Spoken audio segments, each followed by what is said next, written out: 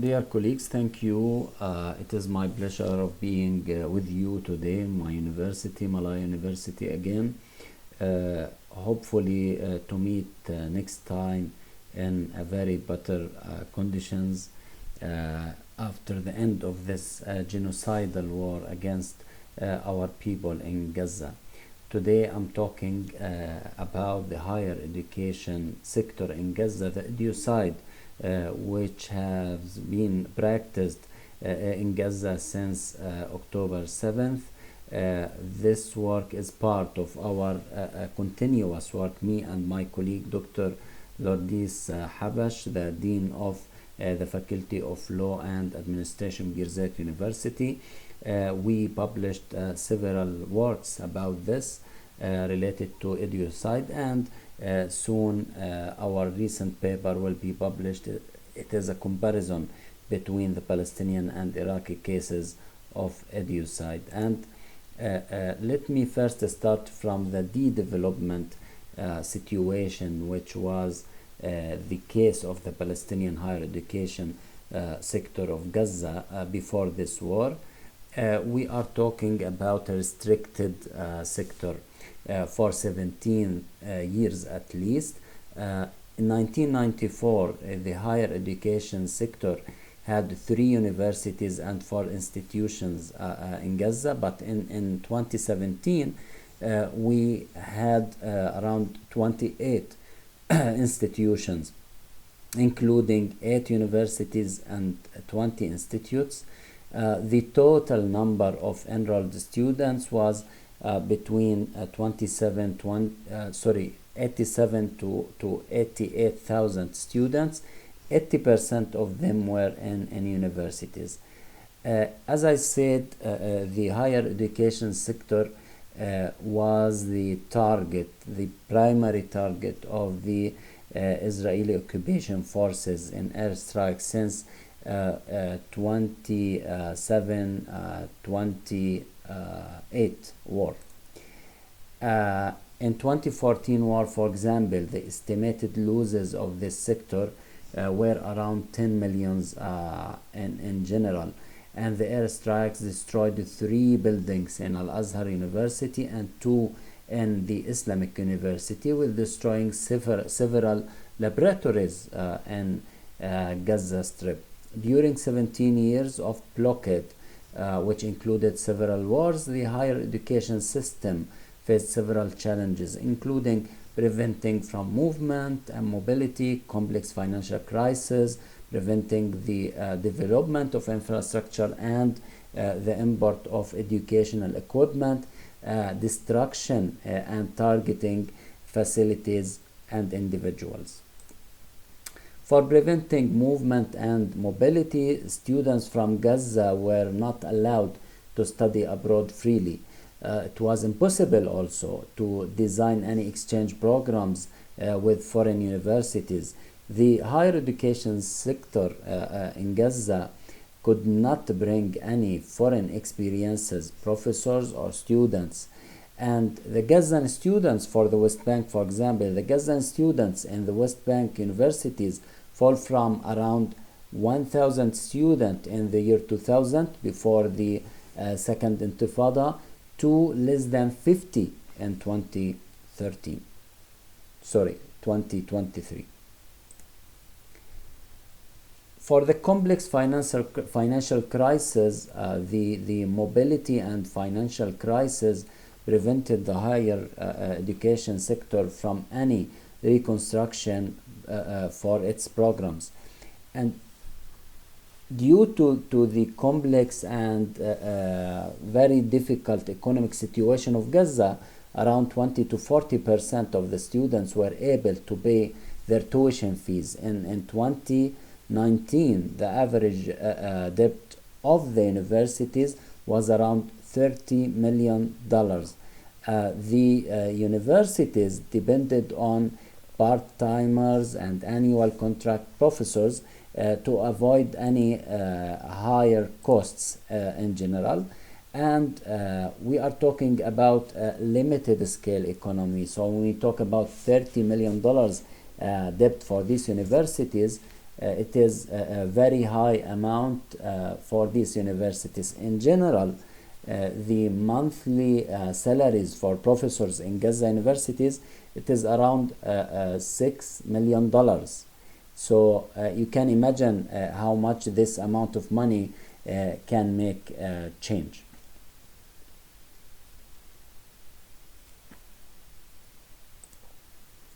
So for preventing the development of infrastructure and import educational equipment, the Islamic University, for example, lost around 74 laboratory in the wars before, of course, this genocidal war. But it couldn't import any to replace these losses.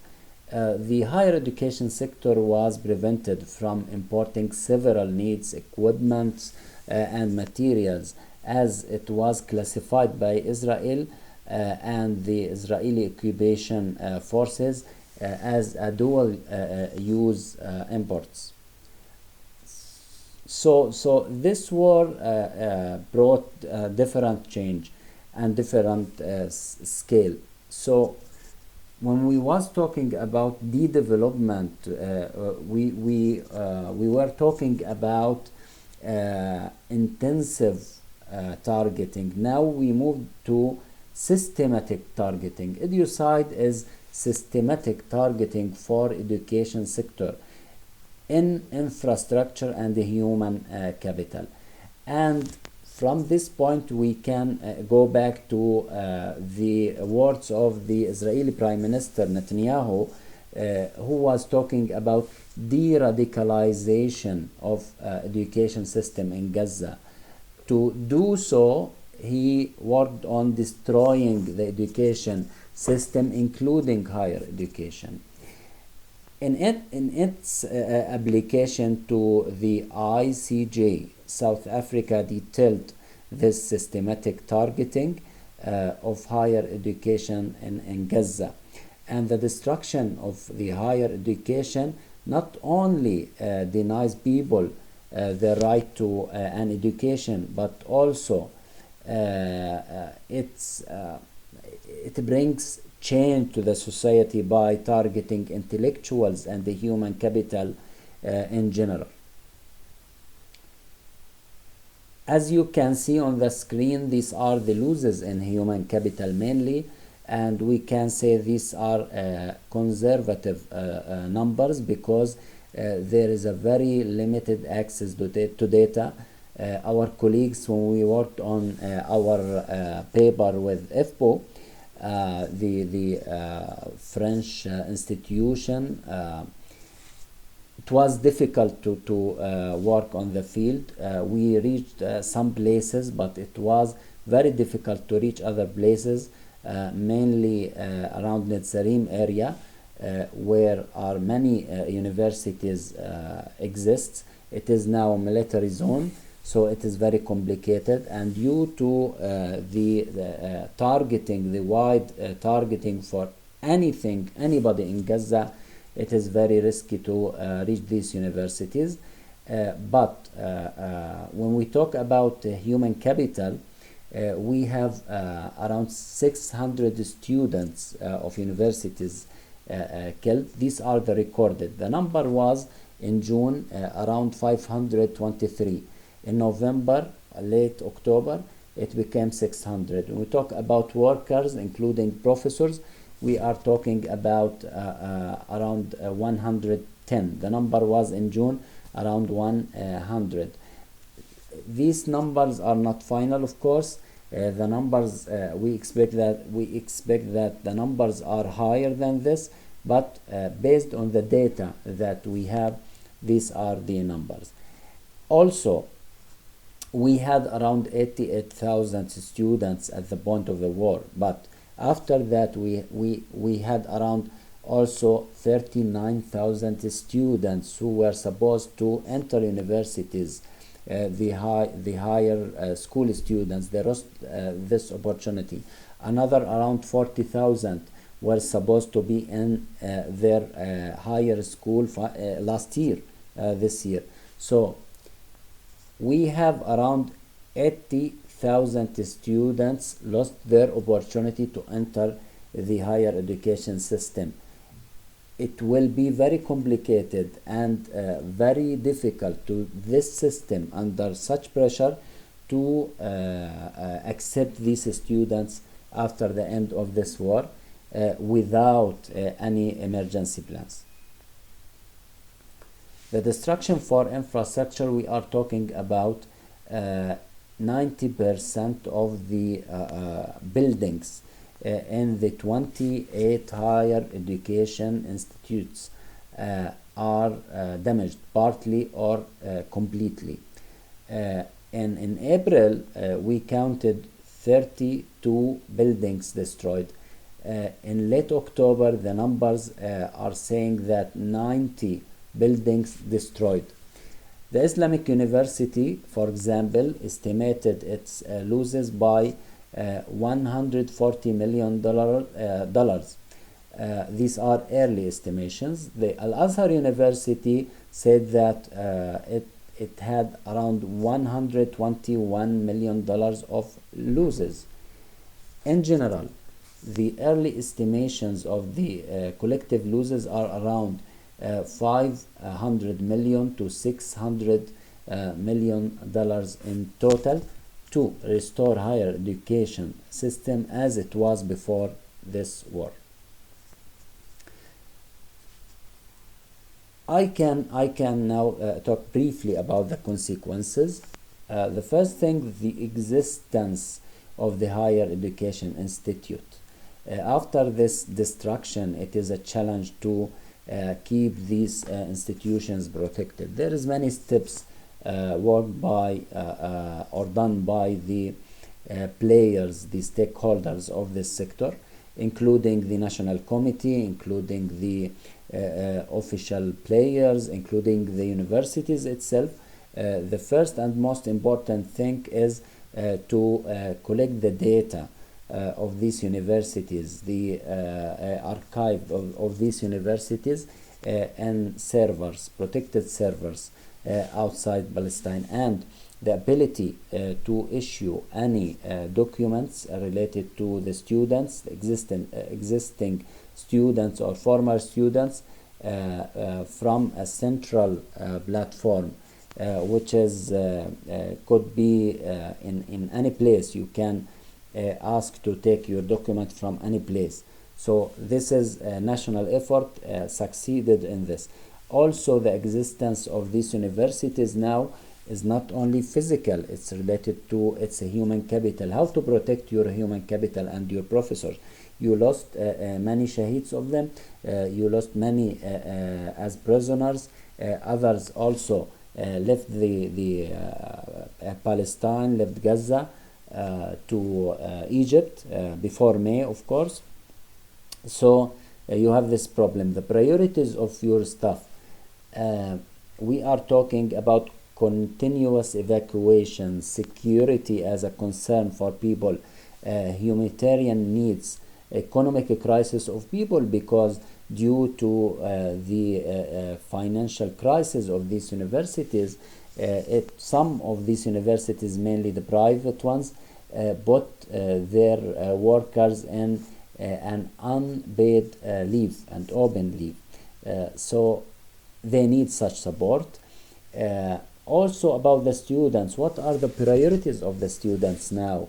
They need to help their families. They have to find food, water, shelter, security. These are the priorities.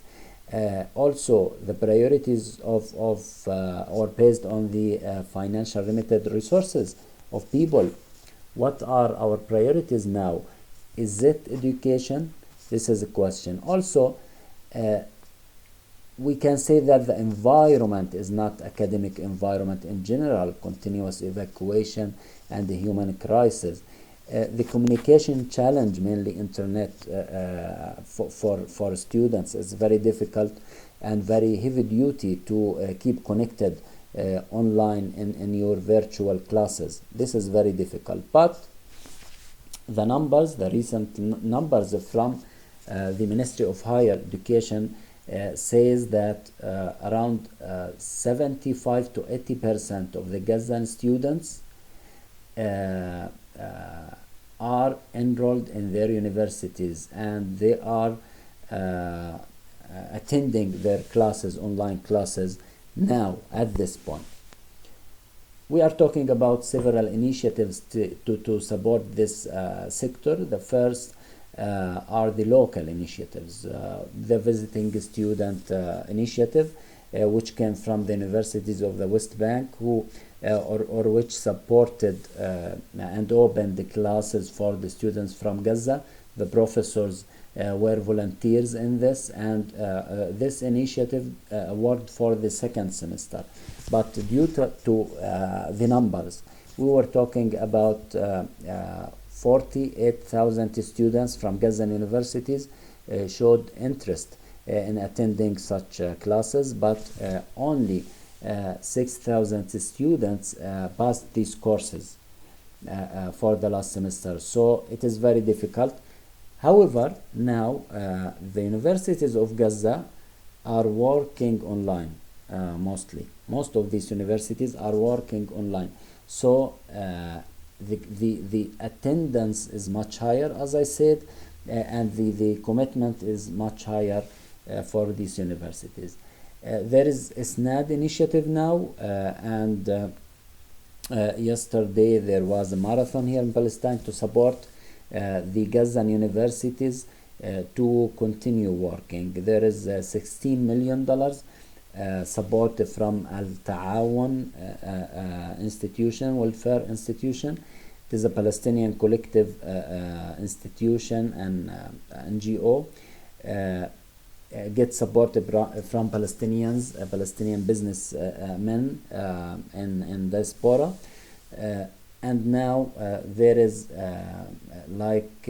initiatives to support the Gazan universities in its heavy duties and missions by offering these amounts of money as a tuition fees for the students, and then this will be generated as salaries and running costs for the universities. Regional international initiatives, there is many regional and international initiatives to support by individual maybe role for academics, or by donations, or many ideas. But I think until now we are talking about fragmented initiatives with sometime absence of the concerns that we will talk about. Also, the official support comes from several countries through UN agencies, through direct maybe support for the Palestinian universities or Palestinian institutions. This is working, but until now it is limited.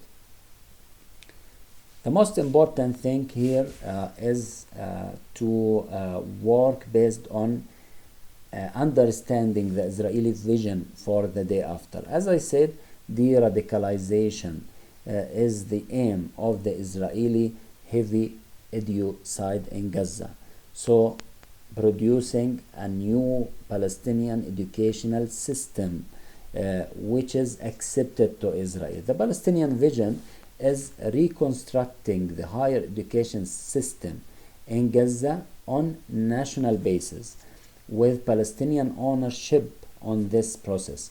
Support the students and academics to stay in Gaza, صمود.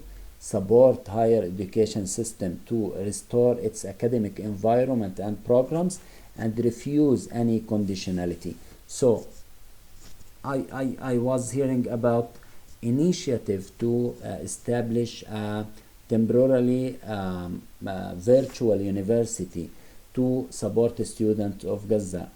The Palestinians are refusing this. This is a new crisis for Palestinian higher education, and mainly for the universities in Gaza. It is not an issue of taking the class. It is the issue of education as a resistance, education as a sumud. Education is part, and higher education is part of the national Palestinian identity and national Palestinian building, human capital building instrument. So any support has to be under these determinants. And thank you.